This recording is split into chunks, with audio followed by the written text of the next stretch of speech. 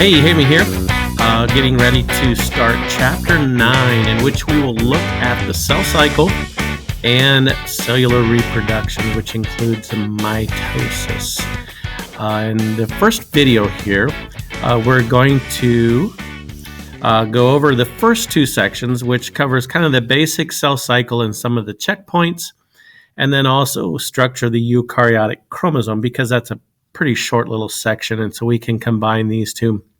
And then there will be videos on the actual steps of mitosis and cytokinesis, video on the discussion of cancer and how that relates to the cell cycle. And then finally, how does cell division look a little bit different in prokaryotic cells, whereas the first kind of part of the chapter we're focusing on eukaryotic cells. So first off, what is the cell cycle? Okay, the cell cycle is a set of stages. Okay, so when you have one cell and it splits into two daughter cells, okay, so you have two baby cells. Okay, now from when this baby cell sort of first begins, is there, till the next division. Okay, what steps, what stages does it go through? Okay, so before it can divide again, it's got to grow larger. Okay, it's got to grow in size. It doubles the amount of organelles present. It has to make a copy or replicate the DNA so that each of the new daughter cells will have a copy of the genetic material. We split this cell cycle into two stages: interphase, which is many smaller stages, kind of the growing phase, and then the mitotic stage or the division stage, which again will have smaller steps and we'll look at in the next video. Here you can see an overview of the cell cycle, kind of shown as a circle chart. And our start is going to be right here. This is the start. So when it divides and you have a little baby daughter cell, okay, it's going to go through G1 or growth stage. There's a checkpoint here we'll talk about. There is a possible offshoot here called G0, which we will discuss. And then it'll go through interphase, G2 phase, this part right here. All of this is considered interphase, okay, which we now divide down even further into G1, S, and G2. And then the mitotic stage right here, M, includes mitosis and cytokinesis, so IPMAT. Okay, interphase, and then PMAT, prophase, metaphase, anaphase, telophase, and then cytokinesis, in which the cell splits. During the cell cycle, most of the cell cycle is spent in interphase, usually about 90% of the time that is spent from when it is born till it divides again. And this can vary depending on where that cell is in the body. Also, what stage the organism at. Embryonic tissues, this is happening every couple hours. In adult cells, somatic cells, interphase can be about 20 hours, and then the mitotic stage just a few hours. So in 24 hours, you get that cell can divide into two cells. During interphase, it's not just growing, but it's doing its function. Okay, cells are the basic unit and function of living organisms. So it's function. If it's a nerve cell, it's doing impulse. It's muscle cell, it's contracting. If it's a glandular cell, it's producing a hormone or enzyme. Okay, whatever that cell is being used for in the body during interphase, it's going through that function. And again, it varies by cell type. Where do you find it in the body?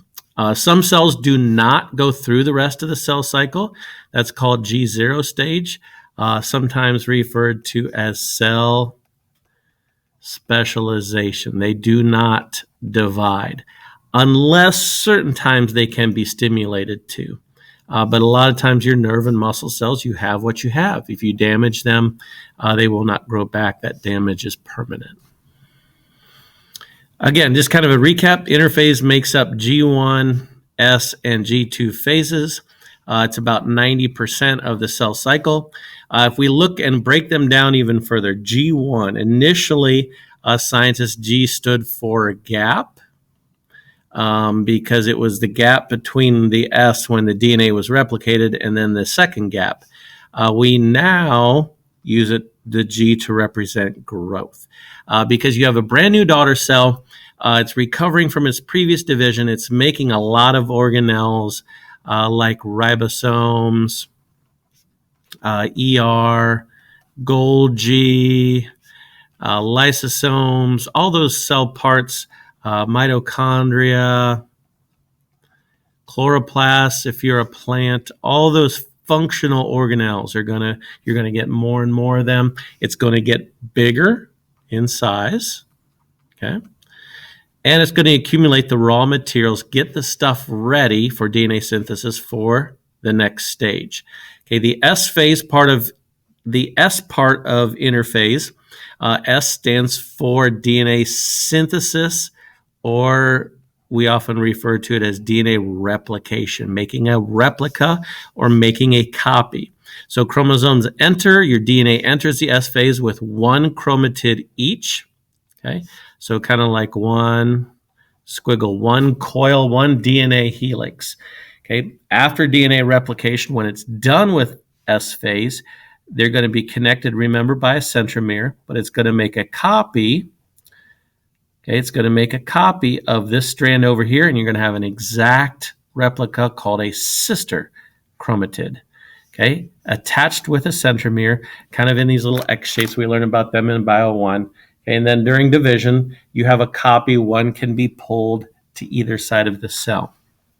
This is important so that the genetic material is evenly split and you have enough copies of everything to give to the daughter cells. Next is the G2 phase. G2 or growth 2 is between DNA replication and the start of cell division. So it's getting ready for cell division in the G2 phase. Okay, making things like microtubules that make the spindle fibers and stuff like that will help stretch the cell apart and help pull the chromosomes to opposite ends of the cell. After interphase, you have the mitotic stage, which we'll get more in depth in the next video. Mitotic, it's important to know that the mitotic stage, sometimes we think, mitosis. Well, there's actually two steps to the mitotic stage, mitosis and cytokinesis. Important to understand that mitosis, when generally we use mitosis to refer to a cell division, mitosis specifically means nuclear division, okay, dividing up the nucleus or the DNA. How do we organize the chromosomes? How do we break centromeres? How do we pull them to opposite ends of the cell, reform nucleus? Okay, so it's just concerned about that spindle, the chromosomes, pulling them, dividing them up. The actual cell going and popping into two, whether that's plant or animal, and we'll look at the differences between those two. So cyto means cell, kinesis, splitting. Okay, so this is the actual division of the cytoplasm, where the cell will, pinch into two. Okay, and you get two genetically identical daughter cells. Okay, there are checkpoints in this cell cycle. Okay, there are signals that, and in the last chapter or in the last unit that we studied, we talked about cell communication. So you've learned about signal transduction and how signals released from one cell can influence another cell somewhere else in the body. Okay, these signals can be internal and external. Okay, external signals outside of the cell, growth factors, which you've learned about, are signaling proteins that are received at a receptor at the cell membrane, and they will cause the cell to grow or go through the cell cycle faster and causing division. Internal controls inside the cell, you have what we call cyclins, and as cyclins increase and decrease, the cell cycle will continue, slow down, continue, and specific ones must be present for the cell to go from one step to the next, to the next, to the next. If not, there are three checkpoints, okay, where the cell might stop and maybe fix some mistakes before it proceeds. Damage to the cell, by solar radiation, X-rays, other types of chemicals, tobacco smoke. Those kind of things can be repaired at this point, or maybe cause the cell to say, hey, can't continue, you need to self-destruct. If things cannot be fixed, okay, then we have a process called apoptosis. Okay, apoptosis is programmed cell death. Okay, it's a sequence of events that the cell says, hey, there is damage to the DNA that cannot be undone. I cannot fix these mistakes fast enough. So rather than having the cell kind of go out of control, which are a lot of things like cancer and tumors, we're going to destroy the cell. So that happens by the nucleus fragmenting apart. The plasma membrane will start to blister up, and it forms these little blebs. Okay, are these little pieces which are then eaten or engulfed by white blood cells and then destroyed. A lot of the enzymes that cause apoptosis are called caspases. And it's important to understand mitosis and apoptosis are opposing forces, where mitosis will increase the number of cells in the body, apoptosis will decrease the amount of cells in the body. And this is used in different stages of life. For example, a tadpole, a tadpole losing its tail. A tadpole losing its tail would be apoptosis, and that's part of normal development. Us, when we're young, have webbing between our fingers and toes. As we develop, that webbing, is destroyed, and that allows our fingers to move more evenly. Here's just kind of a figure showing apoptosis taking place. Again, normal cell, and we say, something's wrong. Notice the nucleus here. The nucleus here kind of rounds up. Nucleus collapses into little pieces, into little fragments here. And then the plasma membrane starts to blister in and form what we call these blebs. And here's this is kind of cool here. This shows an actual picture of it. Looks gross, like a cell's got a bunch of warts or something like that. And these little blebs and these little cell fragments then are engulfed and destroyed by the white blood cells. Again, as I kind of already mentioned, apoptosis and cell division mitosis are kind of opposing forces. Cell division adding cells, apoptosis destroying cells. And this helps our cells maintain homeostasis. An abnormal cell that could become cancerous, virus infected, or the DNA is just, DNA is too badly damaged. It can't do the function correctly within our bodies or within the organisms. They die through apoptosis and they're destroyed. Cells harbor caspases. We think these enzymes are stored within the cells, but are kept in check by inhibitors. But if stuff goes wrong, all is unleashed by these internal or external signals we talked about, and the cell is destroyed. One of those we think is a cell signaling protein, P53. P just standing for protein, 53, I think kilodaltons. It's just like the molecular weight of that protein. The P53 stops the cell cycle at G1. So at the end of G1, after growing, when the cell's DNA is damaged, the P53 levels go up and initiate an attempt at repairing that DNA. If the DNA cannot be repaired and the P53 levels continue to go up without DNA repair, then apoptosis is initiated and that cell is broken down. Again, some regulations here. Here's P53 protein. If there's no DNA damage, then the P53 protein is just broken down and gotten rid of. If there is DNA damage, remember CDKs that phosphorylate. They add a phosphate group to P53, which heads over to the DNA and begins to repair the DNA. If the DNA cannot be repaired and we get more P53, then the cell is initiated into apoptosis. Okay.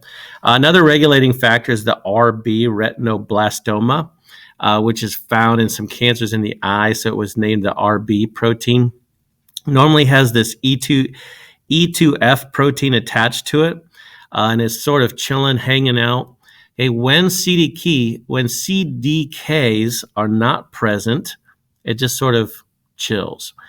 When the signaling, kinases are present. Okay, remember kinases add phosphate groups to the protein.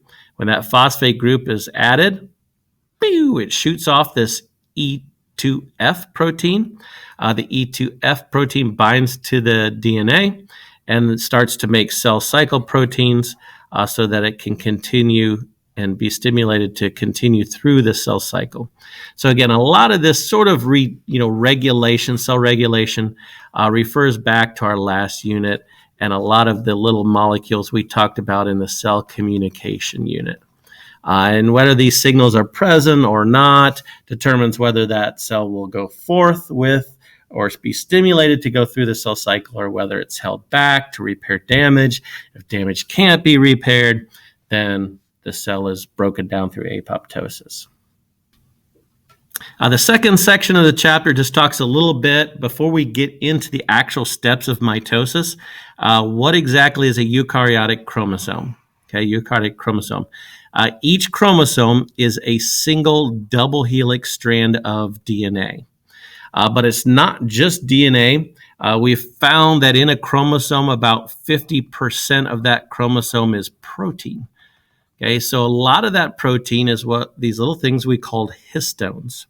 Okay, DNA histone proteins collectively is called chromatin. Okay, the histones, there's 8 of them that are wound around, and they're just named histone capital H. So you have H1 histone, H2A, H3, H4, H2B. Okay, these four right here, make up what we call a nucleosome. Okay, a nucleosome, just a way of packing up the DNA. So it's not just, think of a ball of yarn that becomes unwound, and you have, let's say, 100 feet of yarn just on a pile, and you're trying to knit, okay, or crochet. Think about how it would get tangled and that kind of stuff. It would just turn into knots and a mess. So this is a way of organizing. So normally when you buy string or a yarn, it's wound up in a real nice pattern so that it comes apart nice as well. Okay, so think of that, that's what's happening with these long strings of DNA.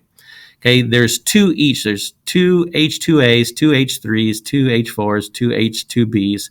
So there's kind of an 8 histone core right here, kind of a bead right here, in which the DNA comes up and winds around. Okay, the H1 histone we think is kind of responsible for organizing this winding around. Okay, the nucleosomes are joined together by a small linker DNA between them. And then this continues to fold kind of in a zigzag pattern. And then that zigzag pattern kind of coils around on itself until you get kind of this, looks like a coiled spring almost. At this point, it's what we call euchromatin. Euchromatin is kind of the active chromatin. Active meaning it's packed together, but it's still far enough that RNA polymerase can get in there and do transcription and make mRNA, which is being used then to make proteins. Okay, so euchromatin at this point right here, euchromatin is still kind of the long, stretchy chromatin, which is still readable. You can get transcription factors in there to expose parts of the DNA to be read and to be made into proteins. Opposite of euchromatin is heterochromatin. This is inactive chromatin, and it's where it's really, really wound up tight and around itself, really compacted. There's no transcription taking place. It's either sections of the DNA that are not active or not used, or during mitosis, it's where they have this compact chromosomes during metaphase. When you look at stained cells going through there, and we'll look at them in class, and you see these big, thick, coiled up structures. That is heterochromatin. It's easily stained and seen with a light microscope. Most chromosomes have both compaction levels. Again, it depends where the cell is found in the body and what genes are being read, what genes need to be active in order for that cell to make the right proteins to be functional in that part of the organism. Okay, the final slide here is just showing that compaction, going from just our straight up DNA at 2 nanometers right here at the start up here to 11 nanometers, one nucleosome right here being 2 nanometer cube.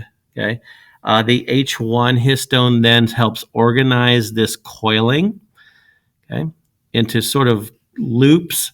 And then step 3 here, those loops. And again, you can see over here on the actual microscope pictures, you get these little loops here. Okay, these little loops of DNA here. Okay, again, this is euchromatin. It's still not tight enoughly packed that RNA polymerase can get in there. We can read this part of the chromosome. Okay, heterochromatin, then those loops become, so here you have like your loops here. Okay, now those are going to start looping back on themselves here. And then even into metaphase where you get like super compacted, okay, into what we'd consider a chromosome during metaphase, those real dark ones we see under the microscope. So again, the second section of your chapter, just showing here how we go from, in the DNA chapter, you learn about nucleotides, A's, T's, G's, and C's, and all that structure, phosphate groups, ribose or deoxyribose sugar, how all those things are wound up around these proteins into the structures that we call our chromosomes. And we as humans have 46 chromosomes. And, how are they pulled apart? How are they separated? How are they organized? This kind of sort of explains how that happens. Well, that's it for the first 2 sections. The next video, then we'll look at the actual process and steps of mitosis and cytokinesis. This is Hammy. Out.